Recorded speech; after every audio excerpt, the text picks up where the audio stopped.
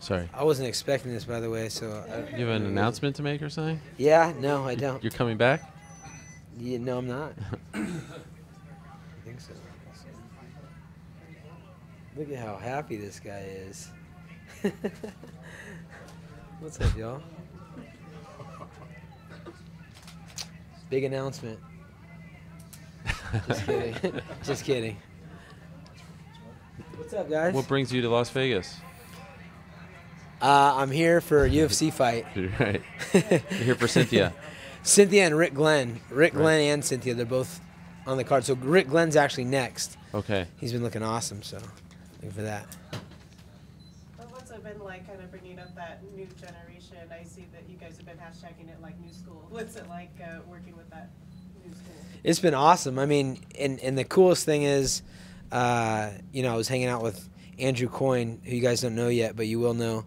And he's been with me since he was like 11, and he's now cornering Rick Glenn. And he's we've got Joseph Morales, who's been with me since he was 9, and he just had a big win in Mexico City and getting ready to, you know, go to 10-0. And so it's kind of crazy to see the whole thing come full circle. And you know, the guys stepping up as a coaching staff. Also, we have like, you know, so many talented guys in the room helping the next generation, and it's all about passion. So it's been cool to see that. You've always been busy as an entrepreneur. What else do you have on the horizon right now? Oh man, I've got all sorts of stuff that I've been working on. Some entertainment stuff, and of course the team, and you know, expanding that. I've been talking about doing something in China, which is going to be pretty exciting. It's not like really out there to be talked about yet, but you know, there's a lot of cool stuff that's happening, and just kind of enjoying it and staying busy. I get up early, go to bed late, and work all day. Is the China thing fight related? Yeah, we're going to do some, you know, help develop some talent out in China for, you know, do a team alpha male China type of situation. Wow. I think. So that's going to be cool. Have you ever been there? Yeah, I went to the last event over there. Okay. We've had some guys come out to us, and actually our team sponsor, Mountain Lion Aviation, they're Jim Wilkinson. He's a good friend, but also someone that supports our team. He has a lot of relationships in China as well, so it's kind of a cool thing to see UFC going over there and the sport expanding, you know, to the most populated portion of the world. You know, it's exciting. What do you think of the talent there? It's really good. Really? I think when I was over there, I think 5 Chinese fighters, and they all won, and they all had tough fights. It wasn't like they were, you know, given cupcakes. You know, it was tough. It was tough competition, and they're talented. I mean, that's the martial arts is you know, kind of born there in that in that part of the world in a lot of ways. So it's cool to see it come full circle. Would you consider doing something like that in India as well? Yeah, talking about India. I mean, both those places. I mean, fighting is such an international thing. I mean, it's the most primal thing, but the most common thing. I mean, everybody loves a good fight, and everybody has probably gotten in some sort of conflict in some shape or form. So it's cool to see the whole world. It's kind of bringing people together, I think, which is awesome. So I understand Cody's back in California. He took a vacation in Thailand, right? Yeah. Baby Moon, if you will. Baby Moon, yeah. Yes. Him and his wife. I mean, she goes every single year, so he got to tag along this year. I'm just wondering how he's doing a month later. We haven't heard much from him. Like, have you had a chance to talk to him? How he's assessing life as not being champion? You know, in his mind, he's still a champion. You know, and you know, once a champ, always a champ. But he definitely is hungry. It was really cool to see him directly after the fight, the way he reacted. I mean, because he's not the easiest guy in practice. You know, if somebody gets the better of him or there's something, he's you know, he can throw a little fit on occasion. To see the way he handled a loss like that was awesome, and just spoke a lot about him as an individual. And I was excited for the things that he said directly afterwards, which were, you know, all about forward thinking and about getting onto the next path and get that strap back. So I mean, he's what, 25 years old, and 25 or 26, and you know, he's excited. He went out on vacation and just ended up training the whole time, which, you know, he was trying to relax. It didn't work out. You know, that's pretty common, I think. But it was cool to see him just grinding over there on vacation. You seem to have a very special relationship with Sage Northcutt. You were in Yeah. his corner. He won. What did you make of his performance?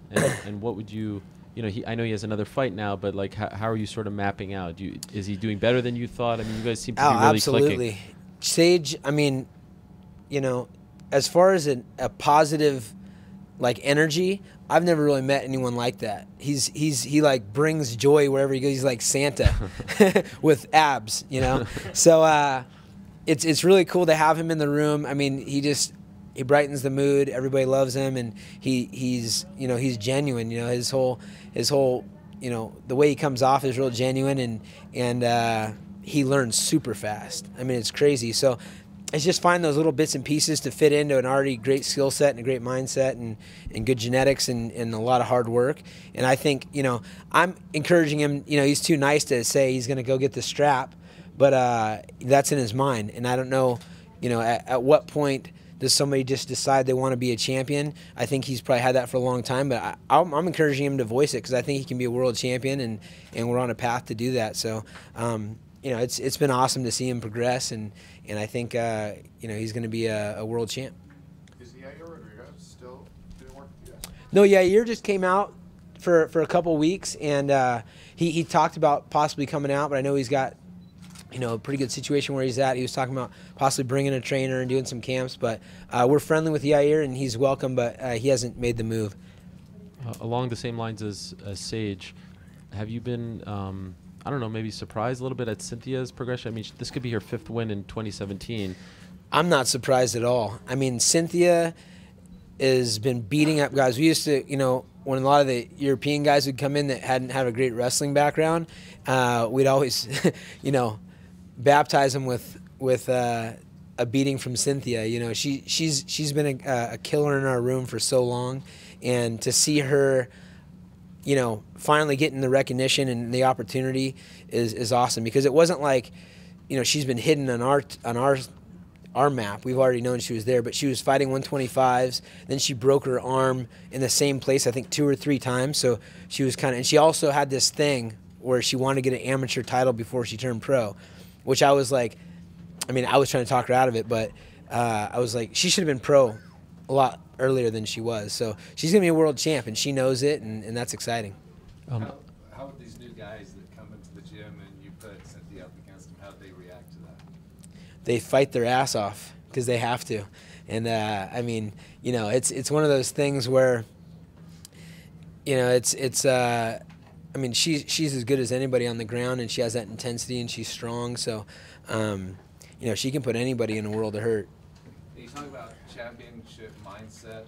I find that interesting. That do you feel that there's a lot of fighters that don't think of themselves as champions, and at what point do they have to vocalize it, or when do they become that mindset? I think there's a lot of fighters that don't see themselves that way, and that's a problem. I mean, if you're not in the sport to be the best, then, you know, you're on the wrong path. And I had to learn that myself. It was a growing process for me, making goals as a college athlete, as a high school athlete, and never writing down to be a champion was kind of weird. I'd always want to get to the state tournament and be an All-American, and it was something I learned after college, that you have to voice it and have to think, I want to be the best, and I'm going to be the best. And so sometimes it's just relaying that message and printing it on them, you know, throughout the workouts. I mean, we have a real good energy in our gym, and you want everybody thinking that, so it's a process. Who's going to be the next champion out of the gym?